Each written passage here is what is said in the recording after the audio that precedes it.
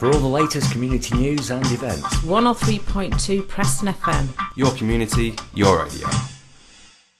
The voice of Preston and South Ribble, and around the world online and TuneIn Radio.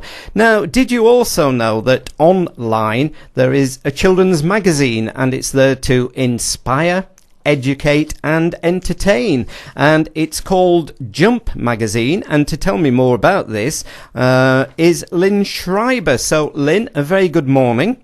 Good morning. And maybe you could tell us, first of all, something about the magazine and about how it came into production and the reasons behind it. So I started Jump Magazine around 2 years ago, really because I've been shopping with my daughter and she wanted a magazine or a comic, and we find the magazines available quite uninspiring, and they were all very pink, and yeah, she just didn't want one. And we bought one, and it said on it, how to look like Selena Gomez. And my daughter said, well, I don't want to look like her, I want to look like me. And we realized that there wasn't really anything for her that she found very good, and we started looking to see if there was alternatives and couldn't find anything. So I started my own. And I'm sure there's many parents in the same situation. So how did you then go about it? Well, I got together a group of volunteers, and we started thinking about what we'd like to see in a kids' magazine. And we thought about the things that we felt were missing, the things that we enjoyed when we were kids. And so adventure stories and interesting articles about, there's a lot of magazines out there that are one particular area. So there's National Geographic, and there's, sort of specific to one topic. And I wanted to make one that covered a lot of topics, where kids could just, from anything from sort of dinosaurs to, science, and then going into anything at all that might interest them rather than just one specific topic. And we put it together. It's an online magazine because we felt that kids nowadays are so used to their gadgets. They all have their iPads and their iPods, and we wanted to make that accessible online. And and we've been going now for 2 years, and it's been really interesting. About a third of our content is written by our young readers, so that's really great to give young kids the opportunity to publish something online and share with their friends and family online. And I take it, with being online, of course, you can be very interactive with your readers. Yes, we don't have a forum as such, but the children can comment on the articles. They can send us information. They can say, hey, why don't you talk about this? Why don't you do this article? And because it's online, we can integrate videos, and there's a lot more that you can do online than you can with a print magazine that you have to wait 2 weeks until the next one comes out. So how often are you able to update the content then? Well, we tried. It's run voluntary at the moment, on a voluntary basis, which we're trying to change at the moment.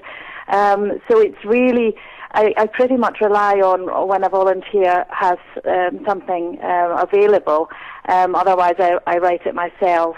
But we're generally 2 to 3 times a week, sometimes daily, if we have enough people writing at that point.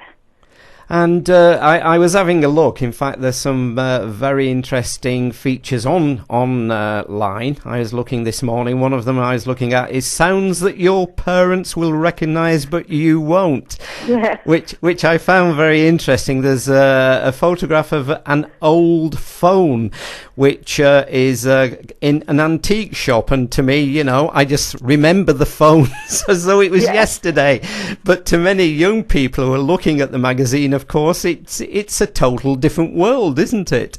It really is, and that's one of the things that I'm trying to do, is introduce the fun content that I don't want it to be really worthy, and it is educational, but it's also a lot of fun things in there.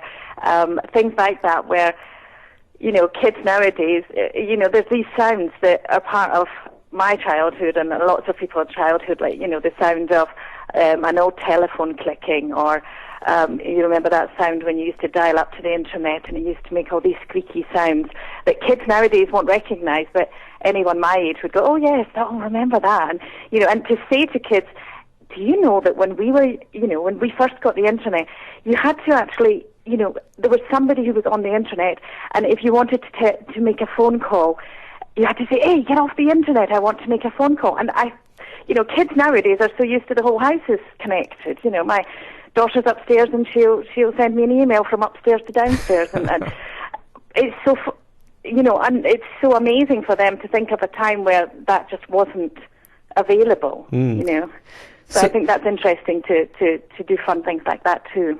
So, as you were saying, children can send content into you. They can write a story. There's poetry. Lots of ways of having the poetry or story put into print on the magazine. Yeah, one of the things we're looking to develop is a mentoring program. What we'd like to do is send children out, probably sort of teenagers, it would be, and send them out with local journalists from radio stations or from newspapers to do video reports in the local area. So it might be something really exciting going on in the local area, and it's kind of like taking this local thing that's happening in Preston or in where I am in Dundee, and showing it not just to people in your area but around the world, because we have a worldwide audience, and it's connecting kids in different countries, and you're able to then look into the life of a child in a completely different country, in a very different culture. So we're very excited about that. We hope that that's going to be coming soon. In fact, that sounds fascinating, because that the world these days online is so small, isn't it? And for children to know about the lives of children in other countries, that could be a very progressive way of going forward with the magazine. Yeah, I think it would be a really interesting way of sharing, your life with someone in a very different, country. Oh dear, sorry, we've lost the call there. I'm sorry about that. But it's an online magazine, and it's called Jump Magazine. It's Inspire, Educate, and if you put Jump Magazine into the search engine, you should bring it up, and there's lots of features written by young people. There's also child safety advice for parents about child safety online. There's an article about that, so parents can read about how they can find out how to protect their children online. So Jump Magazine. So it was nice there to talk to Lynn Schreiber up there in Dundee, and maybe we can talk again to Lynn in the not too distant future. Made by people like you. Your community, your radio, Your Preston FM.